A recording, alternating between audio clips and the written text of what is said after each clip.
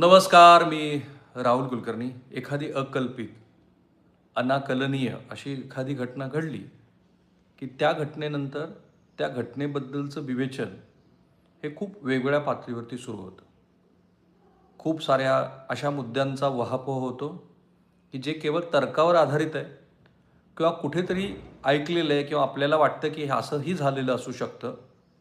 आणि त्यामुळं श्रीमती अंजली दमानिया, की ज्या समाजसेवक आहेत, त्या भ्रष्टाचाराच्या अनेक प्रकरणामध्ये त्यांनी महाराष्ट्रात आवाज उठवलेला आहे. त्यांच्या सततच्या आवाज उठवण्यामुळं काही जणांच्या मंत्रिपदाचे राजीनामे झालेले आहेत. आणि जेव्हा श्री अजित पवार हयात होते, तेव्हा अंजली दमानिया ह्या सातत्यानं अजित पवार यांच्यावरती त्यांच्या भ्रष्टाचाराच्या प्रकरणाच्या निमित्तानं टीका करायच्या. आणि मग अजित पवारांच्या वतीनं सुद्धा काही लोक त्यांना प्रत्युत्तर द्यायचे. सूरज चव्हाण असतील किंवा आनंद परांजपे असतील. त्यामुळं आज जेव्हा अंजली दमानिया यांनी श्री अजित पवार यांच्या मृत्यूबद्दल संशय व्यक्त करणारे भाष्य TV9 या माध्यमाला दिलेल्या मुलाखतीमध्ये केलं, तेव्हा जरी हे 1, 2, 3, 4, 5 लोक जे एव्हिएशनमधले एक्सपर्ट नाही आहेत, तरीसुद्धा ते ज्या पद्धतीचे प्रश्न उपस्थित करतायत, त्याच्यानंतर एकतर स्पष्टपणे दिसतं आहे, की दिवंगत श्री अजित पवार यांच्या मृत्यूबद्दलचं गूढ हे आता तर तो अहवाल आल्यानंतर सुद्धा ते कायमच राहील असं दिसतंय मला. दुर्दैवाने या देशामध्ये झालेल्या आजपर्यंतच्या विमान अपघातामध्ये कायम कन्स्पिरसी थेअरी, काहीतरी घडलंय, कुणीतरी केलंय, हे चालत आलेलं आहे. तो मुद्दा काय? जेव्हा संजय गांधी यांचं अपघाती निधन झालं, तेव्हा संजय गांधी हे एकदम पीकवरती होते राजकारणामध्ये. दिवंगत श्रीमती इंदिरा गांधी यांचे ते राजकीय वारसदार म्हणून त्यांच्याकडे बघितलं जात होतं. आणीबाणीच्या काळामध्ये संजय गांधी यांनी बजावलेली भूमिका ही खूप वादग्रस्त झाली होती. त्या संजय गांधी यांच्यापासून ते आत्ता श्री अजित पवार यांच्यापर्यंत अनेक विमान अपघातामध्ये, फार कशाला, अहमदाबादवरून लंडनच्या दिशेनं निघालेलं विमान हे अपघातग्रस्त झालं, तर त्या अपघातग्रस्त विमानासंदर्भातले अजूनही आपल्याकडे नीट इनपुट्स आलेले नाही आहेत. तिथेही ही चर्चा आहे की कन्स्पिरसी झाली. कुणी म्हणालं की सॉफ्टवेअरमध्ये कुणीतरी फेरबदल केले, कुणी त्या कॅप्टनवरती आरोप केले. ते प्रकरण अजून पुरतं शमलेलं नाही आहे. आणि अजितदादांच्या संदर्भामध्ये 1 नाही, 2 नाही, 5 मंडळींनी वेगळ्या पद्धतीचा संशय व्यक्त केला आणि त्याच्यात खुद्द अजित पवार यांच्या पक्षाचे 2 लोक आहेत. त्यामुळं आज अंजली दमानिया ह्या बोलताना असं म्हणाल्या, की आपल्या घरातला एखादा 15-1 वर्ष जो आपल्या घरात वावरतो असा कुत्रा जरी मेला, तर त्याचं निधन झाल्यानंतर आपल्याला दुःख होतं. पण ज्या पद्धतीच्या नंतर घडामोडी घडल्या श्री अजित पवार यांच्या मृत्यूनंतर, ते पाहता अजित पवार यांचा प्रफुल्ल पटेल, सुनील तटकरे आणि पार्थ पवार यांनी घात केला की काय असा मला संशय येतो.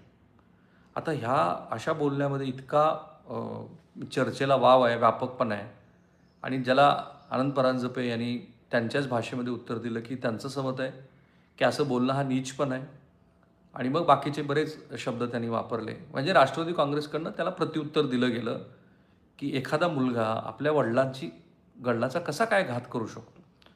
पण अंजली दमानिया यांनी जे काही म्हटलेलं आहे, त्या म्हटल्याचा सार आणि त्याचं उत्तर हे केवळ एकाच व्यक्तीकडे आहे, की जे ते देऊ शकतात.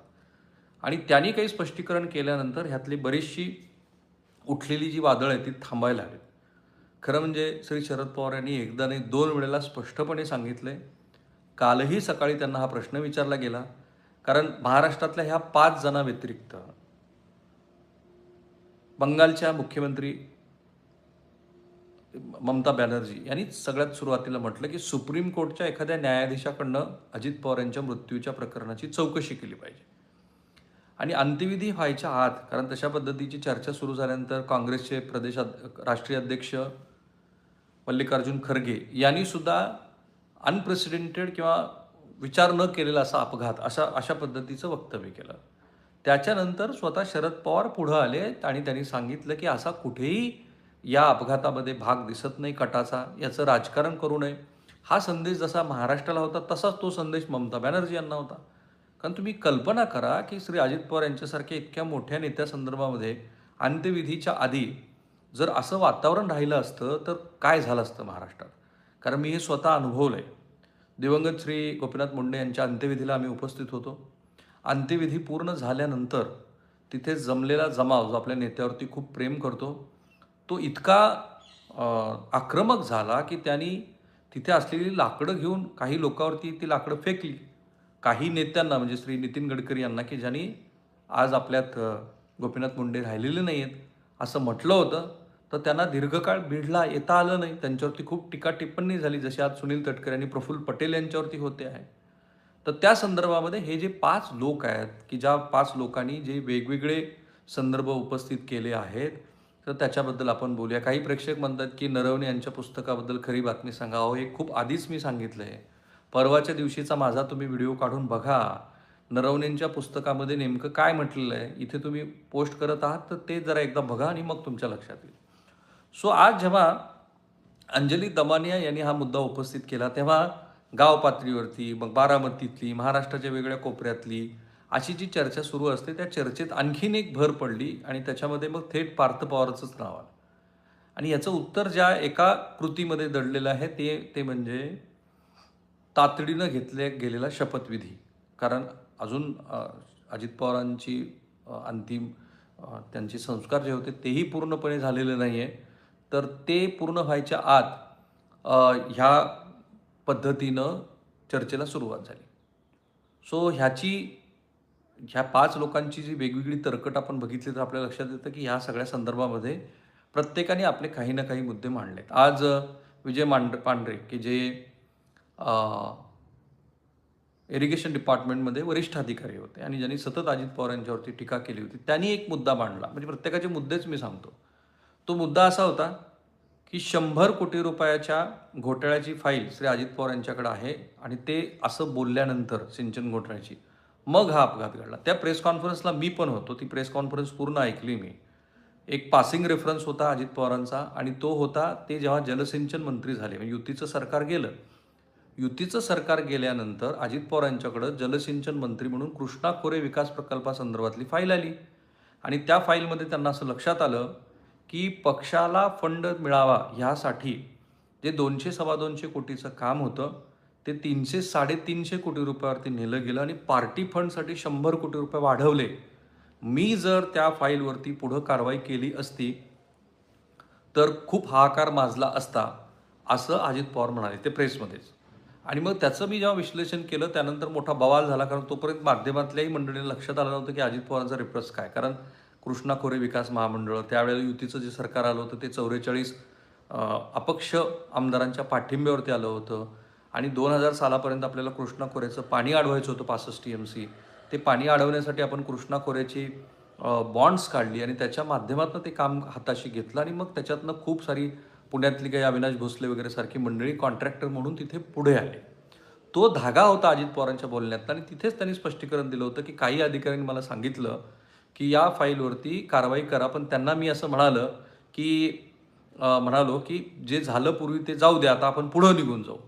हा जो धागा होता तो पांढरेंनी आज पकडला आणि त्यांचं असं म्हणणं, की तो जो अजित पवारांचा संदर्भ होता, त्याच्यानंतर हा अपघात घडला. म्हणजे तिथे एक संशयाची सुई. पार्थ पवारवरती अंजली दमाने यांची सुई. मला आश्चर्य वाटलं ते छगन भुजबळ यांचं.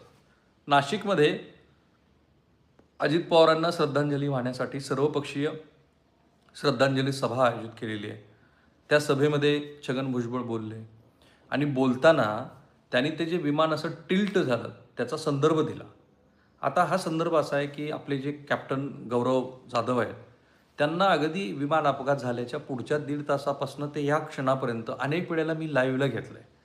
त्यांनी त्यातले टेक्निकल टर्म्स, टेबल टॉप असलेली ती तुमची धावपट्टी, त्या धावपट्टीमधली मर्यादित रनवे, ते अनकंट्रोल्ड असलेलं एअरपोर्ट, या सगळ्यांचा उल्लेख करून त्या विमान अपघातामधल्या तांत्रिक गोष्टीचा उहापोह केला आणि मगच महाराष्ट्राला कळलं, की ते असं जेव्हा विमान 8:41 ते 8:43 दरम्यान कलंडलं, झुकलं, तर त्याच्यानी काय झालं असावं.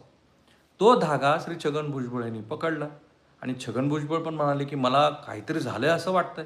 आता छगन भुजबळ यांच्यासारखे वरिष्ठ नेते जेव्हा असं बोलतात, तेव्हा त्याचे अर्थ खूप वेगवेगळे असतात आणि त्याची पुन्हा महाराष्ट्रात चर्चा सुरू झाली, की छगन भुजबळ यांना सुद्धा वाटतं, की श्री अजित पवारांचा मृत्यू हा अपघाती मृत्यू नाही, तो घातपाताचा असावा. कारण पुन्हा भुजबळांनी त्याच्यावरती काही स्पष्टीकरण दिलेलं नाही. त्यामुळे ह्या सगळ्यांचं स्पष्टीकरण एकच व्यक्ती देऊ शकतो आणि एकाच कृतीतनं ते होऊ शकतं. ते मी सांगण्याच्या आधी पुन्हा अमोल मिटकरी. अमोल मिटकरींनी तर 1 नाही, 2 नाही, 3 नाही, 5 प्रश्न उपस्थित केले.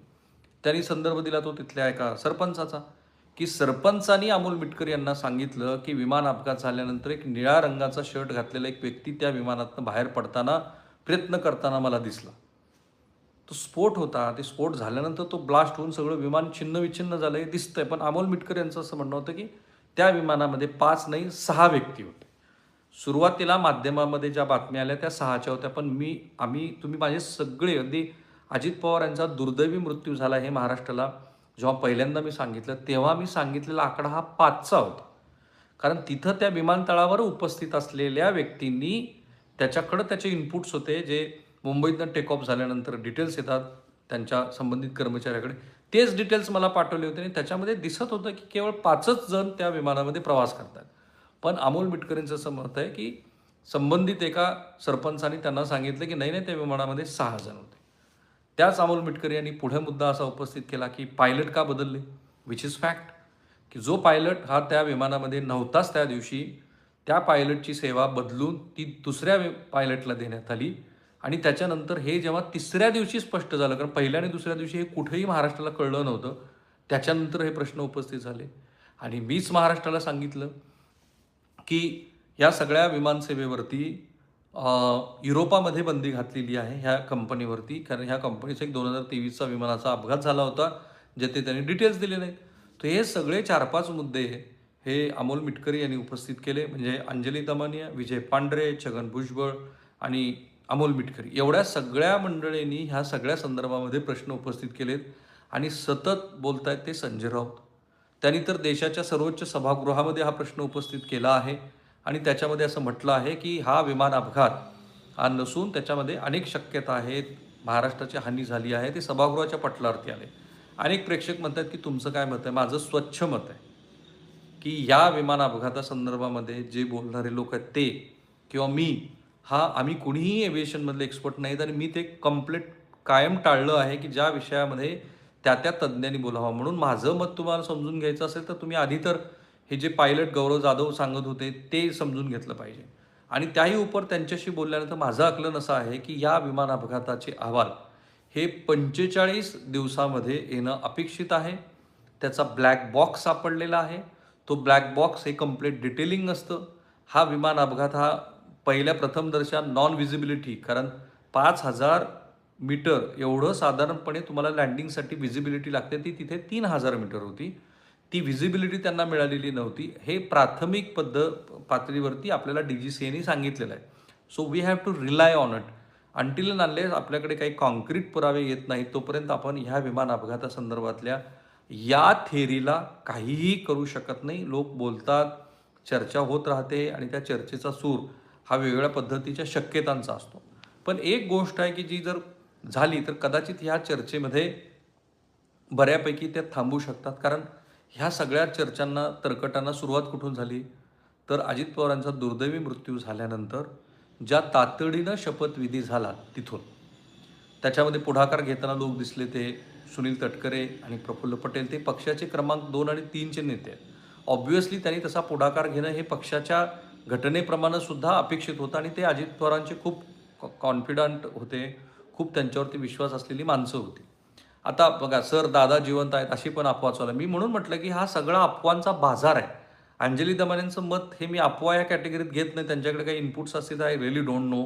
त्यांना कोणी तसं सांगितलं असेल तर त्या सांगतीलच. कारण सरकारचा स्टँड एवढाच आहे, की अशा सगळ्या संदर्भातली तुमच्याकडे काही माहिती असेल तर ॲप्रोप्रिएट इन्क्वायरी कमिशनला, कारण याच्यामध्ये CID ची पण चौकशी सुरू आहे आणि AIBD पण ती पण करते आहे आणि सिव्हिल एव्हिएशन पण करत आहे. तर त्या विमान कंपनी संदर्भातला एक मोठा खुलासा मी थोड्याच वेळात करणार आहे. पण त्याच्या आधी हे समजून घेऊ आपण. माझं असं मत आहे, की ही चर्चा तेव्हाच थांबू शकते जर सुनेत्रा पवार ह्या पुढं आल्या आणि त्यांनी महाराष्ट्राला सांगितलं, की नेमकी ही काय गरज होती, की आपल्याला तातडीनं शपथविधी घ्यावा लागला. तर कदाचित या सगळ्या प्रकरणामध्ये हे जे वितर्क सुरू आहेत आणि जे सगळं सांगितलं जात आहे ते थांबायला मदत होईल. अन्यथा हे चालूच राहणार आहे आणि थांबणार नाही. कारण अजूनही महाराष्ट्राला कळलेलं नाही आहे, की जर समजा विधिमंडळ गटनेतेपदाची त्यांची पदी निवड झाली असती आणि पुन्हा त्या 10-15 दिवसानंतर त्यांनी शपथ घेतला असता, असा काय फरक पडला असता? पण त्यांची काहीतरी बाजू आहे.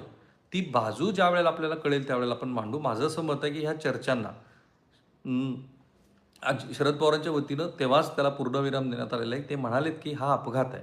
आणखीन त्याच्यामध्ये खुलासा येऊ शकतो की तो शपथविधी इतक्या तातडीनं त्यांना का घ्यावा लागला, हे जर त्यांनी शांतपणे महाराष्ट्राला सांगितलं आणि त्यांचं म्हणणं महाराष्ट्राला पटलं, तर मला असं वाटतं की हे जे आत्ता तर्कवितर्क आणि अफवा ज्या पसरल्यात महाराष्ट्रामध्ये, त्या थांबतील आणि त्या थांबणं गरजेचं आहे. आपण आता थांबूया. माझा प्रयत्न काय आहे, जे घडतंय, जसं घडतंय, जे महाराष्ट्राला समजून घेणं आवश्यक आहे, ज्याच्यामध्ये कुठलाच राजकीय अभिनिवेश नाही आहे आणि ज्याच्यामध्ये माझं स्वतःचं कमीत कमी मत आहे, अशी गोष्ट मी महाराष्ट्राला सांगतो. ती गरजेची आहे आणि ती समजून घेताना तुम्ही ते लाखोच्या संख्येने घेत आहात. फक्त एकच विनंती आहे, तुम्ही माझ्या ह्या प्रयत्नाला एकच मदत करा, हे व्हिडिओ अधिकात अधिक लोकांपर्यंत जाऊ द्या. त्यांना सांगा की हे चॅनल सबस्क्राईब करा आणि सबस्क्राईब करत असताना व्हिडिओच्या कमेंट बॉक्समध्ये कमेंट्स टाका. मी कुणाच्याही कसल्याही पद्धतीच्या कमेंट्स ह्या कधीही ऑफ करत नाही. कारण मला असं वाटतं की ह्या सगळ्या संदर्भामध्ये तुमचं काहीतरी मत आहे, रिस्पेक्ट तुमचं मत, अनटिल अँड अनलेस ते तुम्ही असंस्कृत पद्धतीने व्यक्त नाही केलं तर. आणि जे लोक असंस्कृत पद्धतीने व्यक्त करतात त्यांनाही माझं असं म्हणणं आहे की तुमच्यावरती संस्कार जे असतील ते तुम्ही तिथे प्रकट करत असतात.